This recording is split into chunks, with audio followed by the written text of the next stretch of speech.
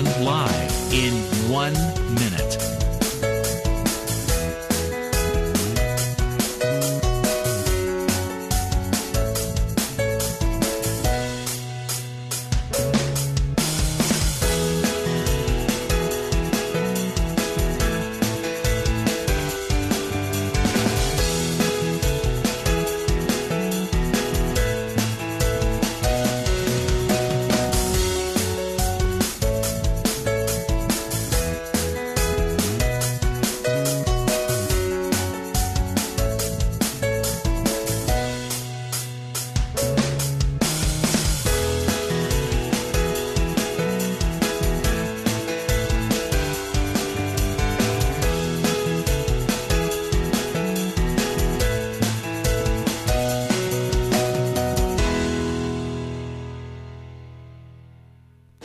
Welcome to Lynn Cullen Live at pghcitypaper.com. Email your questions and comments to Lynn at pghcitypaper.com. Oh, didn't it rain, chillin'? Didn't it rain? Oh, my Lord. Didn't it rain? The storm was not overestimated by the meteorologists, so score one for them. And wow. Welcome to the program. It's the day before Halloween, October 30th, 2012. It's a Tuesday, and my sister Susan's joining us from unscathed St. Louis. Yeah, for a change. For a change, yeah. So anyway, that is pretty remarkable, and I hate to think how long it's going to take, especially in New York City, to get things anywhere back to normal. I mean, they don't even know when the subways can be up and running. It might be weeks. Right. Well, everything's flooded. Well, the and the electrical systems are all down there, although I don't think they know yet the extent of that damage because they bunkered them and they turned everything off. And wow. So part of the power outages are because they did, sort of prophylactic outages. Right. But I mean, I don't know. I was just riveted watching it, and then understanding the breadth of the storm because of the huge winds we were feeling last night. Susan, the wind was like it was reminiscent of a really intense Wisconsin blizzard. You know, how the wind would just, 40 miles an hour, just nonstop, that kind of a wind. That's daunting stuff. Knowing that was the same storm that was doing that to New York City all at the same time, that's what was so astonishing about this thing. That's why the meteorologists were so freaked about it. They saw what the scope of this thing would be. Amazing. Well, it is amazing. Yeah. It is amazing. So is it still blowing and raining there? Nah, it's really the wind has stopped, thank God, and the rain continues and will continue all day and through tomorrow. And I think we're finally supposedly going to get a stop of the rain on Thursday, I believe. Because if you look at the system, I mean, we're just under it. Right. We're under it. There's no getting away from it. Right. So, but I mean, what's going on now is just a, annoying rainstorm. I mean, shower. It doesn't feel like a scary storm today.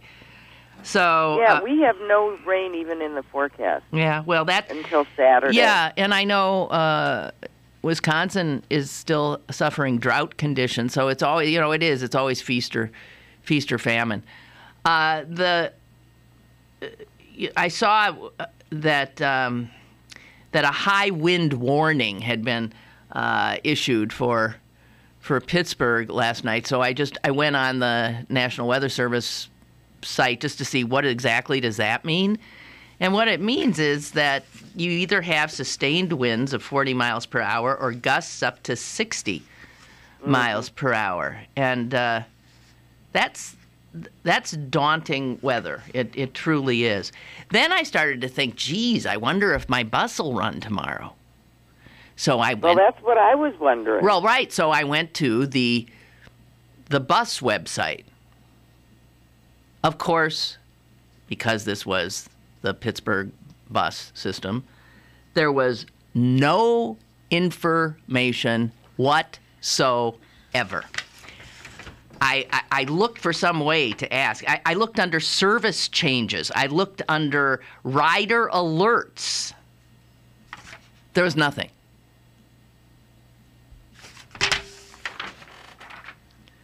God. Well, did your bus show up? Yeah, everything's fine today. Well, There's no so problem. there was nothing to report. Oh, for God's sake. Well, people might have been wondering. Unbelievable. So, a few things to talk about the storm. I happened to be watching Morning Joe this morning, and they had Governor Christie of New Jersey on. And he seems like a real take charge guy in a situation like this, you know. And he you know, I've been sort of impressed watching him deal with it throughout the evening and then this morning. And he started to praise Obama to the skies. Now, understand, this is Chris Christie, Romney's favorite surrogate. Right. Right. And let me say some of what, here, I've got some of what he said. Effusive praise. He said, the president was great last night. And what was funny is he was repeating this. He went on all the stations, was repeating this all over. He even went on Fox and was praising Obama. As a matter of fact, this is a statement that he made on Fox. Listen to this. He's doing an interview on their morning show. The president was great last night. He said he would get it done. At 2 a.m., I got a call from FEMA to answer a couple of final questions, and then he signed the declaration this morning. I have to give the president great credit. He has been on the phone with me 3 times in the last 24 hours. He's been very attentive. Anything I've asked for, he's gotten to me. So I thank the president publicly for that. He has done, as far as I'm concerned, a great job for New Jersey.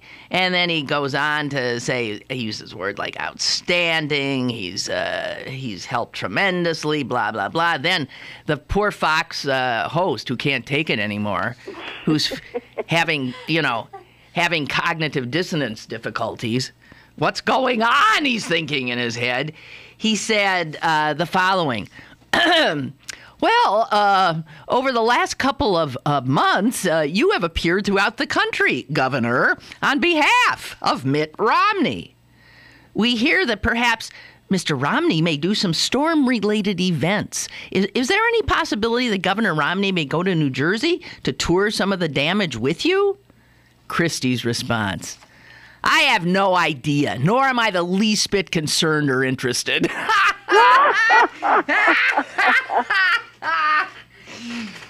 He's busy being a governor. And then he says, I've got a job to do here in New Jersey. It's much bigger than presidential politics. I could care less about any of that stuff. And then he goes on to say, if you think right now I give a damn about presidential politics, then you don't know me.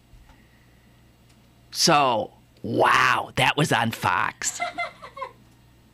Well, yeah, that's Governor Christie running for president. Well, he did himself some. It's no, really, it's wonderful. No, he might be running for president, but that's Christie being the governor. I mean, he's dealing. I agree. I don't think that was. He really is being the governor, and he really. I really think he was. Romney wants to do a photo op here. Screw him. Well, but that's what they do. It's like Ryan showing up in the soup kitchen when it was closed and demanding that they allow him to wash clean pots. God. So, the Romney camp must be freaking out right now because, as you probably have heard, yesterday this snippet from one of the primary debates emerged as the storm approached. Somebody dug this baby up. During one of the debates, Romney was asked about whether or not FEMA should continue to be funded. If it were, necessary, should maybe that kind of thing be turned over to the states? Here's Romney's response. This was this summer. Absolutely. Every time you have an occasion to take something from the federal government and send it back to the states, that's the right direction. And if you can go even further and send it back to the private sector, that's even better. And John King of CNN, who's moderating the debate, says, including disaster relief, Romney says, we cannot afford to do those things without jeopardizing the future for our kids. He went on, it is simply immoral, in my view. Now, how's that going to play right now? Oh, he didn't mean that about this. You can't be clear. Referring to some other hypothetical. You can't be clearer. He said FEMA should go away, let the states handle it. In other words, Governor Christie, his surrogate and friend, wouldn't have been getting any calls from the president, wouldn't have been getting any help from the president. He'd be on his own. And next door, Cuomo and Bloomberg, they're on their own. Everybody on your own. Unless, of course, the private sector or public charity would like to come in and do something about it. How does this not just crystallize the craziness of Republicans' repugnance for the very idea of government? It's just, there it is. I don't see how this doesn't hurt him. I don't see how you're right, he's going to tap dance and, but there it is. Clear as can be. And, Suze, the New York Times had some history here regarding FEMA and the Republicans that I think we should remember. They refer to this Romney quote, but then they say, the Republicans have always hated FEMA. It was, first of all, a creation of a Democratic president. Jimmy Carter created it. Bill Clinton elevated it to cabinet rank, which didn't last long, because when George W. Bush came in, he not only knocked it out of the cabinet, but he made it a little part of the Department of Homeland Security, and he had it staffed with, as we later found out, a bunch of hapless hacks. Yeah, that's what he did to FEMA. And after Bush, Obama comes in, and Obama resurrected FEMA, put it again in a situation to be able to do its mission. But Republicans have, during Obama's administration, stood in the way of every effort to fund FEMA, because it fits into this Republican idea that anybody who's in trouble, they think that, I know what they think. They're thinking of all those poor black people in Katrina. They don't believe they think those people didn't listen to directions or something. They think... I don't know what they think, because they do think that the state should be in charge of it, but where is this money supposed to come from? It's to be doled out by the federal government, so the federal government is supposed to just say, I'll write you a check and you guys do whatever you want. I mean, that... No one would agree with it. They can't do that. Right. So, what they do think doesn't even make sense if you ask them, So you get this, right. You get this Republican idea that people are responsible for themselves. People are responsible for their own decisions. And as the New York Times said today, so if you have to pay for any bad decisions you make, which is sort of the Republican mantra, then obviously they would, given their prior history, they must think that choosing to live on the East Coast is a bad decision. So screw you.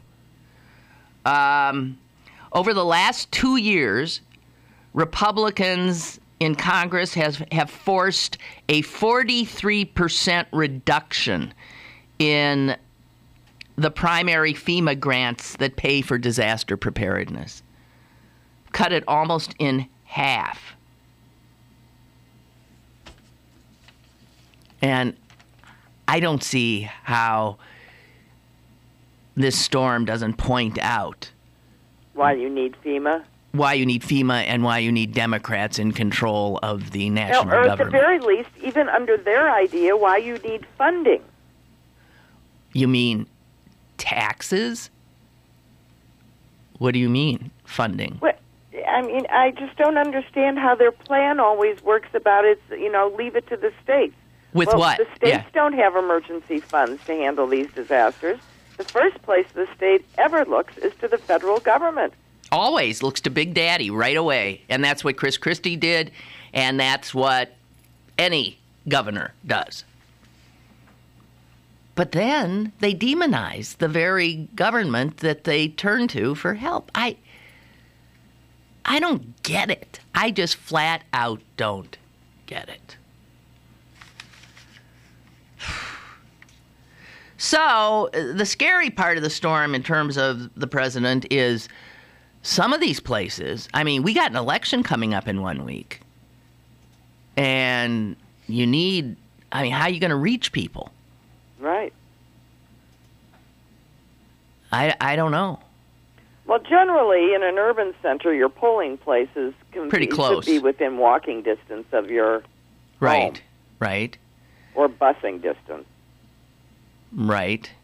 So as long as they can open up a poll, you should be able to get there. That wouldn't depend on subway. I mean, in an urban situation, you're almost better equipped to deal with it than the disaster in the more rural areas. Mm-hmm. Well, it'll be interesting to see how this all plays out. But, wow. So I was flipping around, I was watching the Weather Channel. I was watching the Real Geeks. They've got, all these true meteorologists and whatever you call hydrologists and people who are experts in, storm surges and things like that. And it was fascinating watching them. Then I turned to CNN when Anderson Cooper was on. And he's outside, trying not to blow away. And I'm thinking, what is the purpose of this? They do every year. They send Al Roker out to be slammed down to his face, by a gust of wind. Did you see the funniest one, though? CNN had Allie Veltri. You know who that is? It's one of their reporters. Yeah. Allie Veltri was standing in Atlantic City in an intersection, it looked like. The casinos were way behind him. He was standing in almost waist-deep water. And the wind was blowing, you could see like rain, and sometimes there was stuff in it because it was picking up, debris, and you'd see him sort of like wince, and he's talking and this and that, and you think, wait a minute. First of all, this is stupid because it's dangerous. It's dangerous. But that's why they're doing it. They're doing it to show, and they're doing it because people watch wondering if he's going to get blown over. I think It's like the potential train wreck. It adds drama. Well, not only that, but every time he does get blown over, you laugh. They replay it 65 times, you laugh. Laughing hysterically. Right. When that's not what this should be. So I just want to say, can we stop the blowing reporters? Can we bring them in from the cold or the wet? Or because this is, first of all, it endangers them. And secondarily, here's the thing. They're out there telling people, stay in your homes. Do what they're doing. Exactly. Don't come out. It's extremely dangerous. The winds, the gusts are up to 60 miles per hour. Don't go. And they're standing there. Well, does this sort of like undercut their message? The reality is anybody seeing them out there thinks, well, There they are. That looks like fun. Let's go stand on the wall and see if the wind can hold us up. Exactly right. So it's irresponsible. It undercuts what their journalistic message is, which is be careful and stay at home. And it gets to the point where it seems actually silly. So Veltri, it was absurd. And it resulted in the greatest tweet of the evening. Here it is. It was sent by somebody called Del Razor. Hi, Allie. This is CNN HQ. Get out of that flooded street immediately. There's a crane in Manhattan we need you to go stand under.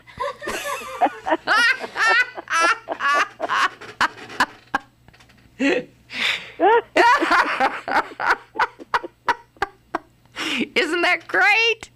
Yes. There it is. There it is. Oh, God, that's so funny. Some people are so funny. I got to tell you, Twitter is a great thing in a situation like this. It really is. Well, did you see that all of the airline recommendations are go to Twitter first to see what your airline is telling you? Really? I think that's ridiculous. Well, I mean, but I would think a large part of the population, still doesn't have a Twitter account. well, the funny thing was when I was stuck on this plane in Charlotte, remember that ordeal was trying to get down to you, right? And we were put on the plane, we were taken off the plane, we were put on the plane, taken off the plane, and on 2 occasions. As the funniest one was when the flight attendants, actually, they said, we're going to go. And they closed the cabin doors, and the stewardess started their, in the event of a water landing, and blah, blah, blah. They started doing their song and dance, and everybody's thinking, oh, God, thank God we're going to get out of here. And then I hear the guy behind me say, this flight's canceled. And they keep doing their thing, and then a guy next to him says, yeah, I got the same message. It's canceled. So the passengers were getting texts from the airline that the flight was canceled, and the crew, including the pilot, didn't know. That's your airline for you. Didn't know. And then when they threw us off the plane again, I was going out. And I stopped at the platform there, the gate, and I said to the representative there, I said, well, like, where are we? Where are we supposed to go now? And she said, you just stay right here, and then we'll board you momentarily. And I said, no, the flight is canceled. She said, it is? So even the gate didn't know. Oh, God. We got a call. You're in fine hands. Yeah, fine hands. We have a call. Hi, caller. Hello. Hello. Hi, this is Marge from Scott Township. How are you? I am fine. I'm just such a big fan of yours ever since you were on WTAE doing the news when I had a little infant at home, and you just opened my eyes to politics. Oh, gosh. And you've forgiven me? Absolutely. Well, but it just keeps me aware. And then you were on PCN, and when you had that bush clock going, I loved it. Oh, wow. You do go back a long way with me. Yeah. Now, I voted for Obama, but I am a Democrat who will look at all sides of the issues, and I will look at politicians. I did look at Mitt Romney when he came out again, and I swear I heard him say, if Roe v. Wade came across his desk, he would sign it. And then that totally turned me off of him right from then. Wait a minute. If Roe v. Wade, you mean if he was saying that he would get rid of Roe v. Wade? Yeah, when they were doing the primaries. Yeah. And and someone brought that question up. I got the impression that he was not for women's issues back at that point. Yeah. So that turned me off from him. Yeah, well... So my only concern today is the Benghazi. I don't think the president is really coming out and being honest with us. I'm concerned about this. Well, what do you think? I mean, I think Benghazi is a bit of a molehill made into a mountain. I mean, what do you think the president did that he wasn't supposed to do? I don't think that the president did anything. It was because I watched those Sunday shows when that Secretary Rice did come out, and she was adamant that was all from a video. It was all from a video. That was we're not getting the full answer. Well, that was the information that we had at the time. You know, you can't always. First of all, that raid knocked out our CIA presence there. That was part. That's sort of been hushed up. That we had a big CIA group there. Our ability to gather information in these unbelievably volatile, unstable Arab nations now in the Arab Spring is truly a reality. We don't necessarily know what's going on. So right, and what you might be interpreting as not getting the truth is actually getting all the unfiltered information and waiting to find out what's happened. The reality is 4 of our people were dead.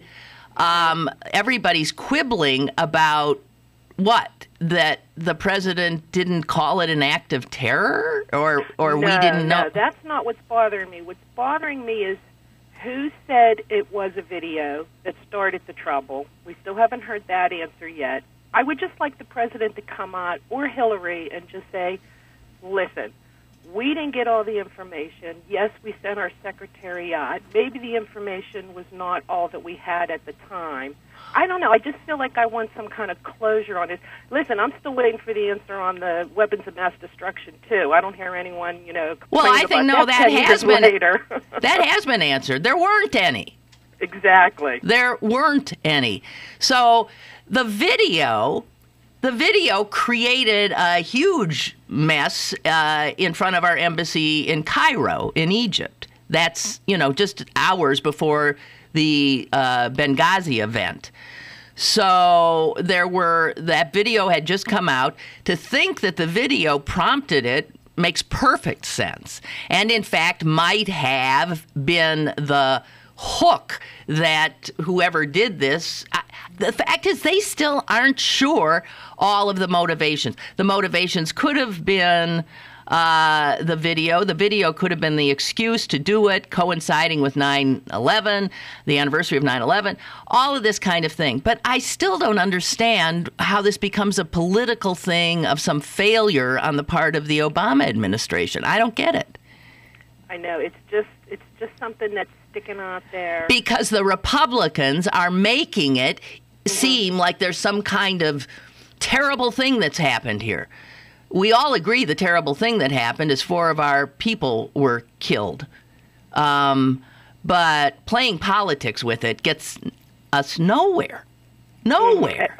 Right, and I'm sure there's a lot of ugly things going over there the last 10 years that we don't even know about. Oh, you can bet your booties there's all kinds of stuff that we don't know about, especially when it comes to national security issues. Because in order to keep us secure, sometimes our government has to not talk much, right? Well, thanks for calling. Nice to hear from you. I'm a fan. I'm going to stay a fan. Good. And I'm still going to go Obama next week. Yes, thank you. But I would like to see him work across the aisle a little bit better in his next 4 years. Okay. All right. Take care. Thank you. You too. Bye. Bye-bye. Bye. How do you work across the aisle with a bunch of people who think they, compromise is a dirty word? I don't know how you do that. Remember, he was the one who kept saying, and trying to include the Republicans in the first years of his first term. And they just kept refusing. I don't know. Suze, you still there? Suze? Are you still there? Uh-oh. I think Miss Jess knocked my sister off. No, I didn't. You didn't? Something else must have happened. Okay. Well, I'll tell you what. I have to take a break.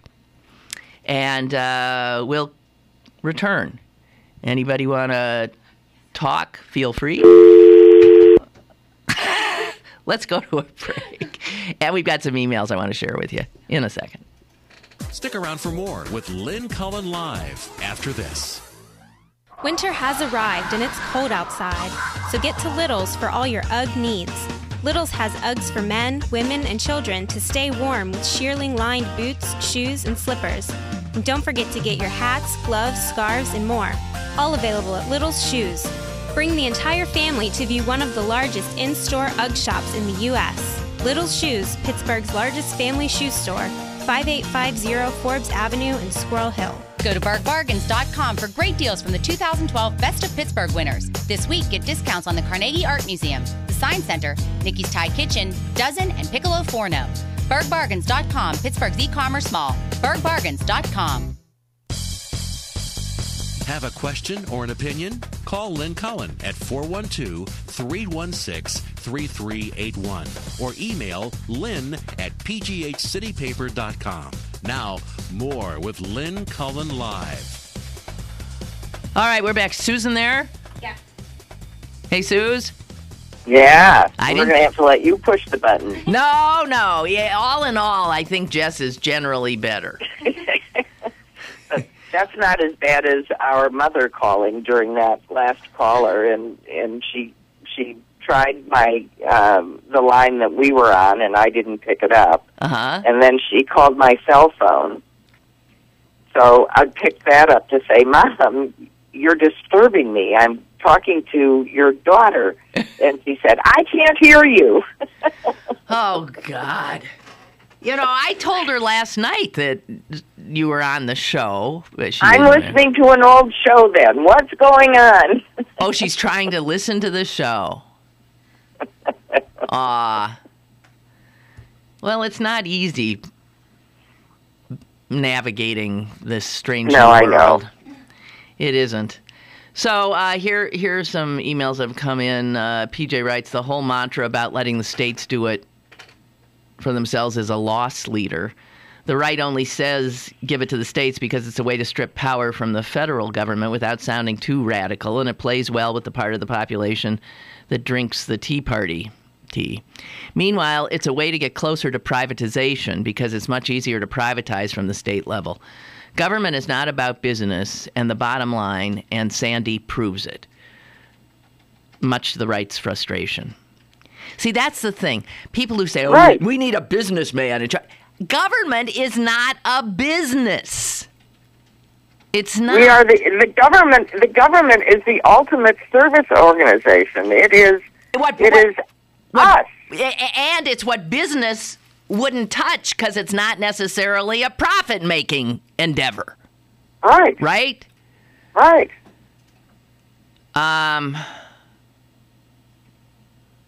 Or that would become, even more expensive if profit were added on top. Right. So how many evangelists, he says, are going to say that this is a warning to the Northeast to the liberal elites? East Coast? Yeah. Well, I mean, you mean now God's angry at the entire Eastern Seaboard? I guess. Oh, we got another call. Jess is all certain that she's not going to screw this one up, Suze. Hello, caller? Hello? Hi. Hi. I'm having a hard time hearing you. Let me turn my phone off. There it is. Hello? Hi. Hi, Lynn. Hi, Lynn's sister. How y'all doing? We're doing fine. How you doing? We're doing good. Good. I wanted to say something about this privatization crap these guys are always trying to pull.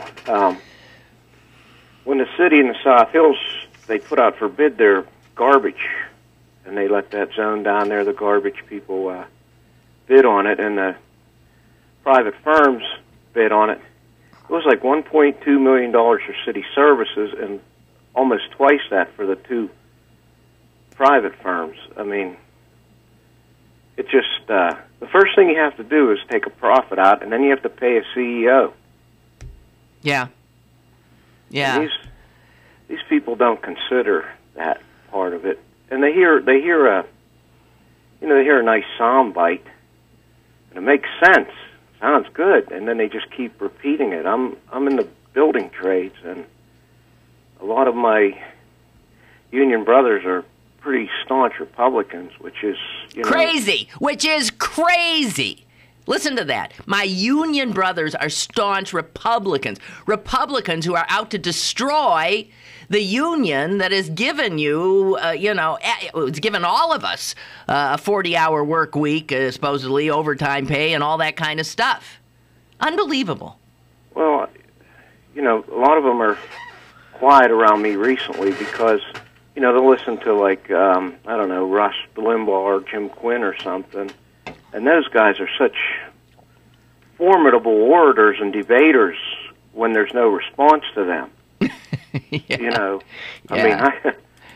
Right? And as soon as they start saying something, there's 50 ways to counter it. Yeah. And they don't want to hear it. No. They want to be intellectually lazy, and I guess work's hard enough. Why think anywhere else? It's pretty depressing. It must be. Yeah, it must be hard. It's very tough to listen, to work with people who, or to be around people, family members who you like or love or whatever, and they don't get it. They're voting against their own interests. It's mind-boggling, and I really think it's the social issues that peeled a lot of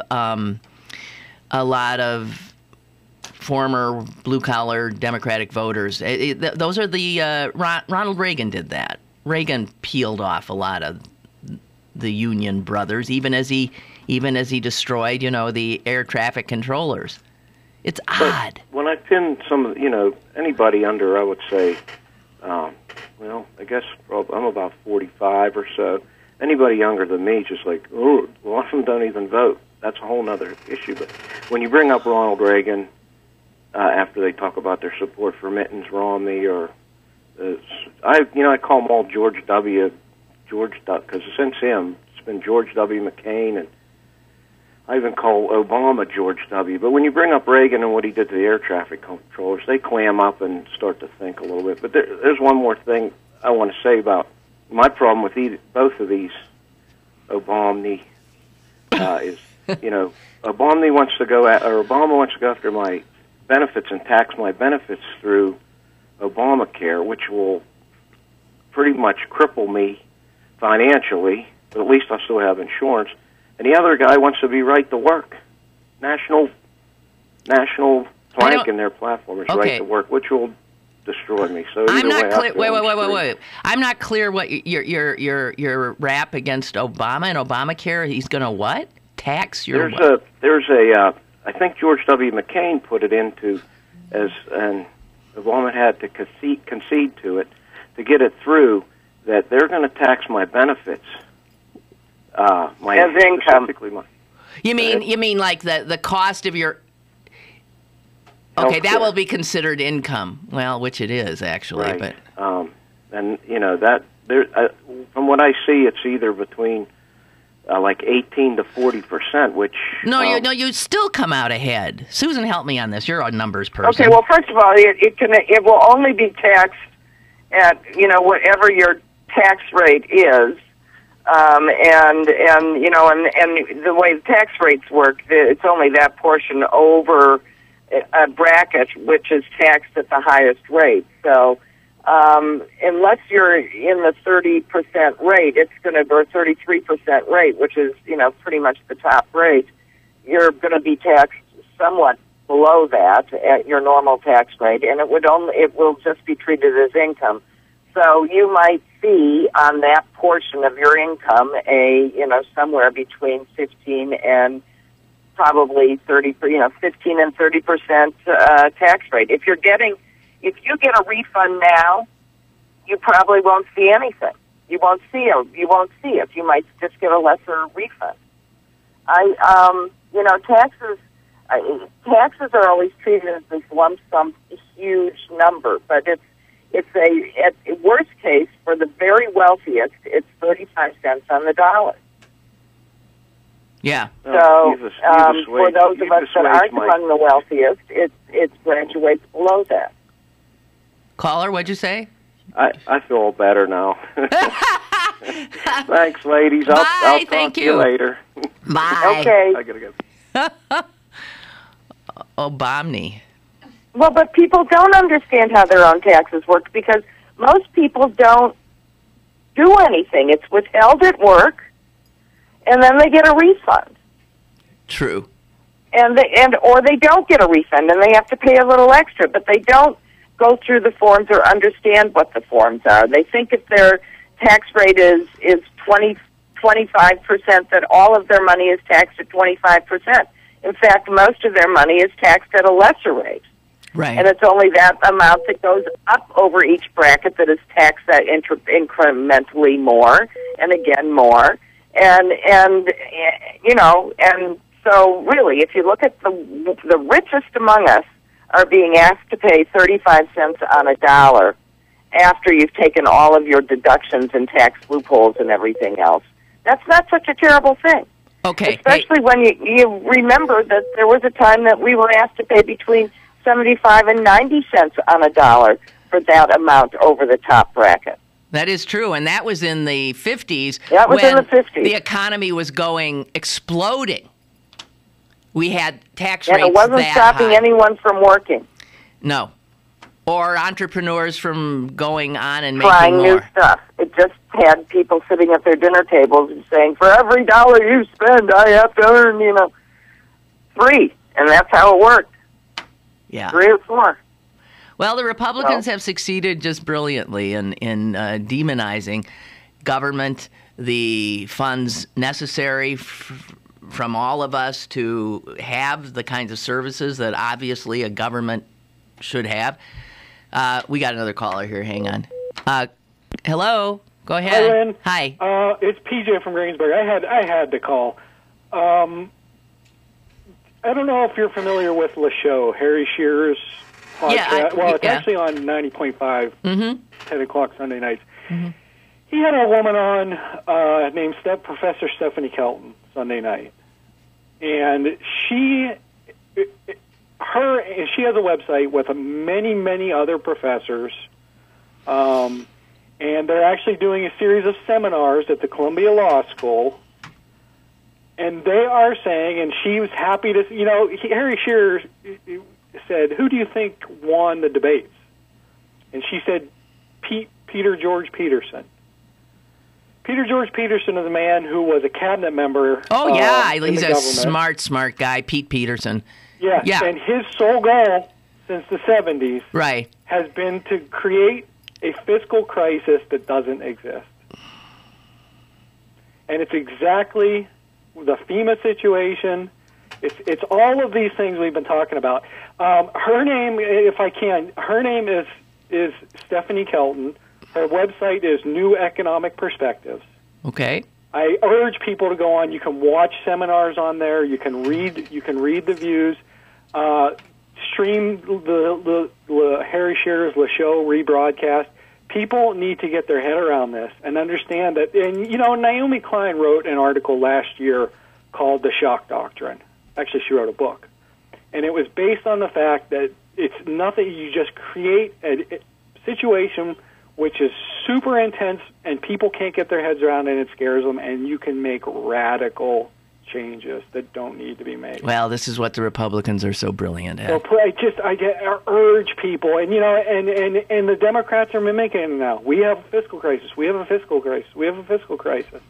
And if you read what these people say, and these are intelligent people, they know the way the system works. They know these things.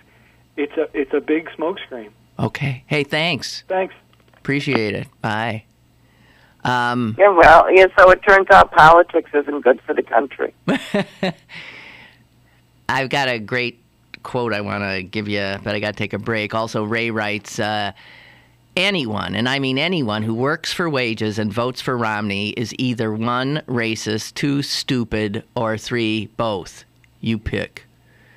Right. I've been suggesting that any woman that votes for Romney is Stockholm Syndrome. Yeah, or gay people. I just don't understand it. Beyond belief. Got to take a break. We'll be back. More is on the way with Lynn Cullen Live. In a world where the GOP presidential campaign was mind-numbingly long, on next election day, you can say no to hope and change and choose a better way. And the president revealed his true intentions. If I tax each rich man, oh Solyndra, I could lend you all the cash. Isn't it nice to know that you can laugh at all of them? Come see the Capitol Steps. November 4th at the Byam Theater. Tickets on sale at trustarts.org and 412-456-6666. Here at the GED Pep Talk Center, we've got a pep talk that can motivate you.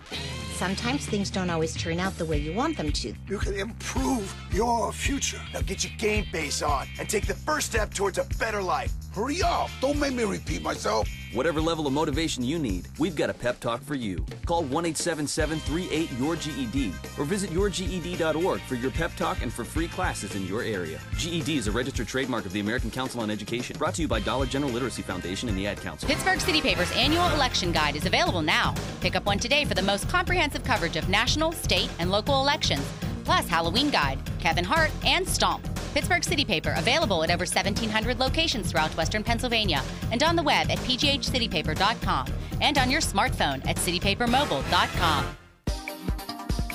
You're listening to Lynn Cullen Live at pghcitypaper.com. Once again, here's Lynn Cullen. All right, we're back. Now, it seems to me, Sue, that a lot of what's been said, we're talking about the role of government, we're talking about the one caller, my old fan said, she wishes Obama would work across the aisle, and I said, well, lots of luck, given the current state of politics.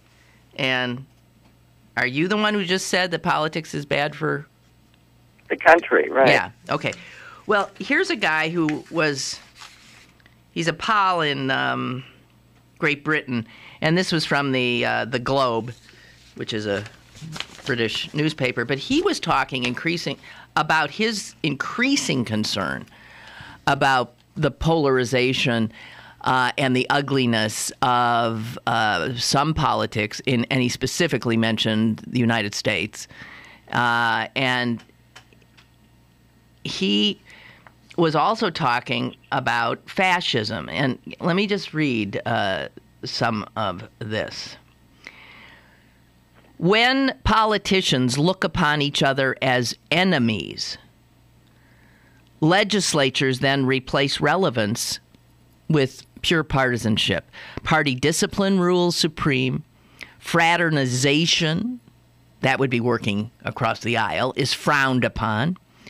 Negotiation and compromise are rare, and debate within the chamber becomes as venomously personal as it is politically meaningless.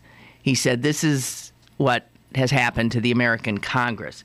And then he says, fascism, if you look at the history of fascism in Germany, it took the fatal step from a politics of adversaries, which is what we're supposed to have, went from a politics of adversaries into a politics of enemies. Now, we're getting real close to that.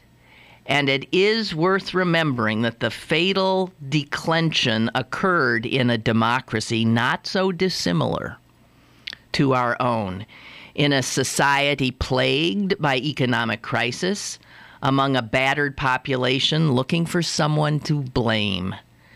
Treating politics as a war against enemies is a mortal threat to democracy because it corrodes compromise. The willingness and ability to compromise is essential to a healthy democracy. So we need leaders who are prepared to take the moral risk with their own integrity in order to make the compromises that keep us together. If your opponent is your enemy, however, that compromise is not an option. Victory or defeat are the only options. Now, how many of these new Republicans in Congress do you hear saying things like that? There's one who said the other day, my idea of compromise is for the Democrats to come over to my point of view. Right. And a lot of these Tea Party types went to Washington saying they would never compromise. You cannot have a democracy if there's no compromise. Our whole system is set up to only move if there is compromise. And to place equal blame on Democrats and good Republicans. Ideas only happen when someone has them, and then a bunch of people hone them. Right.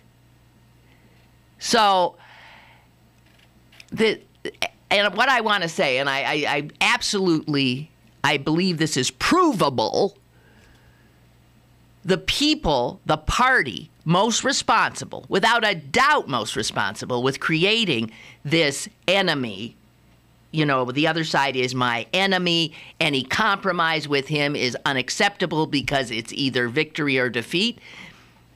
That's the Republican Party. The Democrats, by virtue of being Democrats, are always seeing and willing to see both sides or working with the other side. And Republicans used to be willing to do that too. But all of those Republicans have been purged from their party. And their party now has a specific ideology, and you either follow it or you're dead. Because they see people in their own ranks who don't follow in lockstep as enemies as well. Traitors. Right. And they just do throw them in. out. They do them in. So they've got this party now that is increasingly in the hands of these take-no-prisoner types. And that means our democracy is in peril. It also, of course, hardens the other side, the Democrats. As it certainly has hardened me. You get to a point where you don't want to be a fool. You're not going to, what? Remember how angry we got? Obama kept saying, well, and he was going to work with the Republicans. He kept saying, how many times do you have to get taken by these guys, rolled by these guys, before you realize you can't talk to them? You're going to compromise with John Boehner? It's impossible. John Boehner won't compromise. And even if he sort of kind of wants to, he'll just start crying and walk away. No, the lunatics behind him won't let him. Won't let him. And then he'll start crying. Well, he tried to compromise a few times, He and did. then he went back and hit a brick wall. That's right. That's right. You cannot have a functional democracy. And that's why Obama got so mad. Do you remember? They walked out. They had a deal. And Right. a few seconds later, they didn't have a deal. Right. You can't.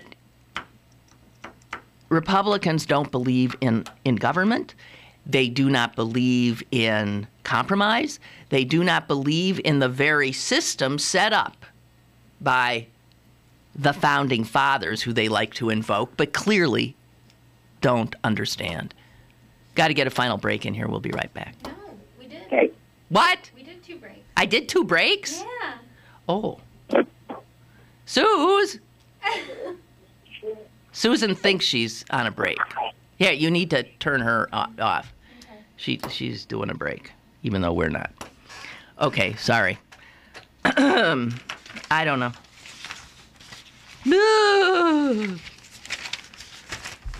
Okay. I'm going to completely change the subject now, unless somebody else has something they want to say that's on topic. Let me just quickly check to make sure I'm getting all of your thoughts in a timely fashion. Yeah. Okay. Can you knock Susan's mic back up and see if she's around? Hey, Suze? I'm here. I'm here. here. You are? Oh, I thought I heard you. I thought I heard you talking to somebody else. So, did you have to leave early, though? Pardon? Did you have to leave early? I thought. No, I don't. I don't. Oh, okay. All right, good. I'm okay. Okay. Well, I'm going to change the subject now to asteroids and paintballs. Okay. Now, you're the big BSer. Can you imagine in any way how those two things could end up in the same story? Can I understand how an asteroid and a what? Paintballs. Oh yeah, 'cause the paintball is going to destroy the asteroid. And how's it going to do that, Susan? I didn't read it, but I sure as hell saw the headline and decided it wasn't pertinent to my current life. Well, it could save your life at some point. You saw the headline, did you? The headline Susan saw was, paintballs could deflect an incoming asteroid. And what this is it's an idea from some smarty pants at Harvard thinking outside the box. And he and a bunch of other smarty pants were asked to come up with some idea of how you could conceivably stop an asteroid that might be hurtling dangerously close to Earth. And this sounds smart. He says, okay, you fire a bunch of paintballs. Now, obviously, these are some big paintballs. Right, to knock it off its trajectory. Well, yes, they'll hit the asteroid and just knock it a little bit off its trajectory. But the cool thing is the paint that then is splattered, there really are paintballs, splattered on the asteroid surface would be made of a reflective kind of a paint that would then make the sun's photons bounce off the surface of the asteroid, and I guess then does something else with that, makes it do something else that pulls it away. Why would the sun's photons? I don't understand all this. Gee, I wish I'd read the article. That sounds like something my son would have really loved to help on. Yeah, exactly. It does sound like him. Somehow, oh, you know what? This is one of those things that printed out and knocked off the ends of the sentences, so that's why I'm sitting here going blah, blah, blah.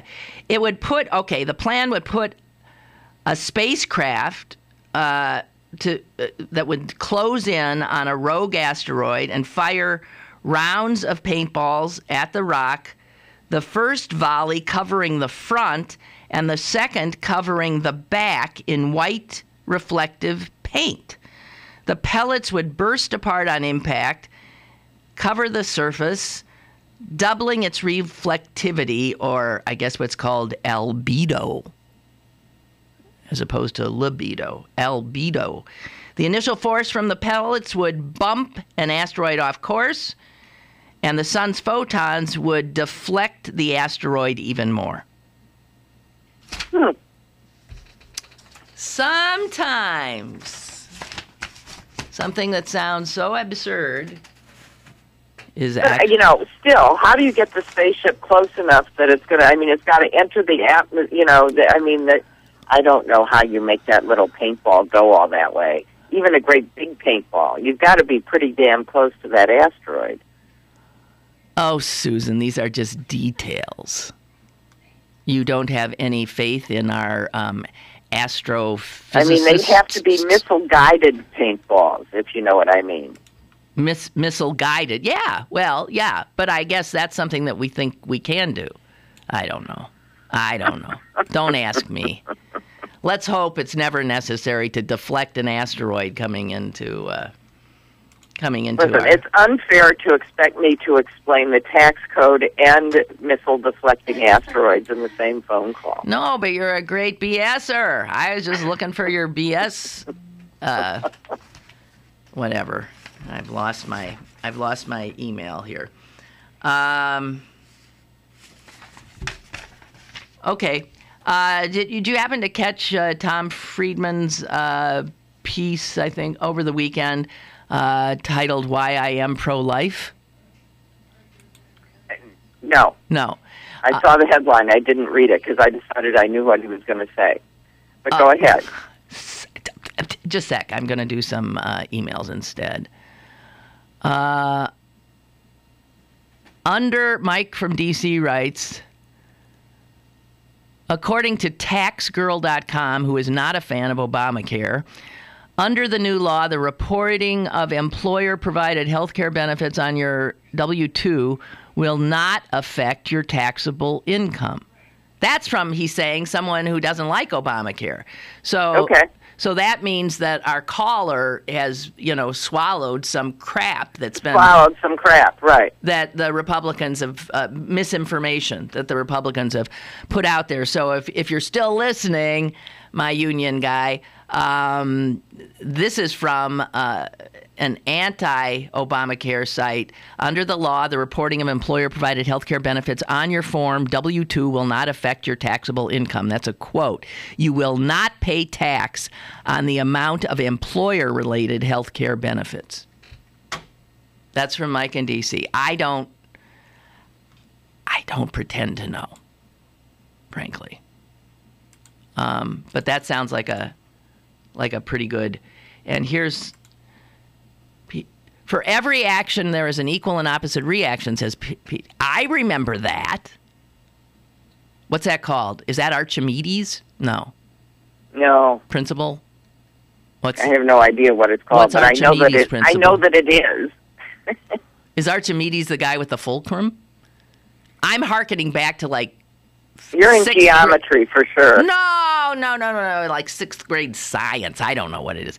Photons bouncing off will push the asteroid away because for every action there is an equal and opposite reaction. So as the photons bounce off, they send the asteroid in the other direction. There is no atmosphere, so the paintballs would fly very easily. Get it? Okay. Well, we don't have time to get to why Tom Friedman is pro-life, but Susan nailed it. I'll just do one paragraph. In my world, you don't get to call yourself pro-life and be against common sense gun control. There you go. I knew that's what he was going to say. Well, it's more than that, though. You don't get to call yourself pro-life and want to shut down the EPA, which ensures clean air and clean water and prevents childhood asthma and preserves biodiversity and combats climate change that could disrupt every life on the planet. You don't get to call yourself pro-life and oppose programs like Head Start that provide basic education, health, and nutrition for disadvantaged children. I simply will not let that pro-life label apply to people for whom sanctity for life begins at conception and ends at birth. Yeah, I've taken to calling myself pro-life, but I'm also pro-choice. Yes, I'm both. And I don't find that, and I refuse to allow somebody to co-opt a word and make it mean something that it isn't. Exactly I don't right. know anyone that's more pro-life than me. Okay, well, here's the thing. That is, again, how the Republicans are brilliant. They're brilliant about narratives, about naming things, about sort of, just bringing things down into a little nugget that may or may not be true, but that is powerful, that is emotionally resonant, that is easily identifiable. And they call themselves pro-life, which, of course, makes everybody else anti-life. I don't think God values my life less than a couple of cells within my body. I just don't. And to believe anything else is just a whole religion that is founded on the fact that women are dispensable. That women are nothing more than incubators.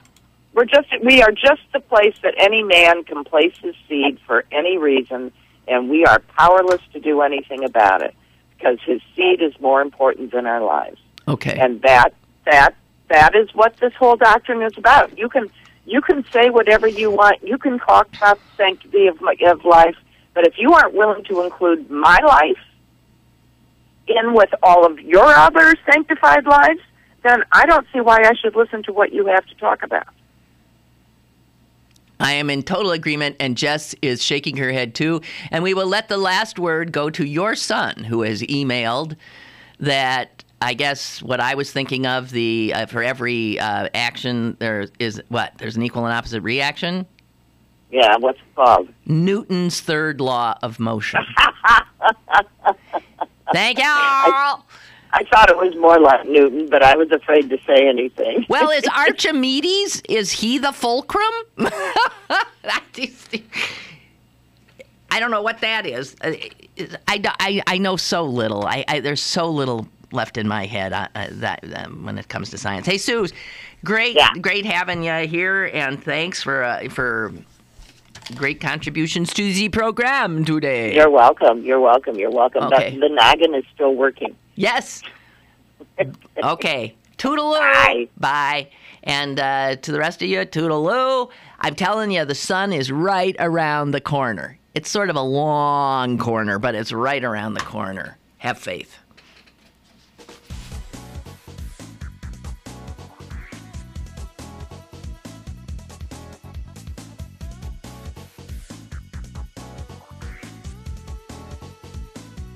Lynn Cullen Live, Monday through Friday from 10 a.m. to 11 a.m. and archived at pghcitypaper.com. The opinions expressed on Lynn Cullen Live are those of the host and do not necessarily reflect the viewpoints of Pittsburgh City Paper, Steel City Media, and its advertisers.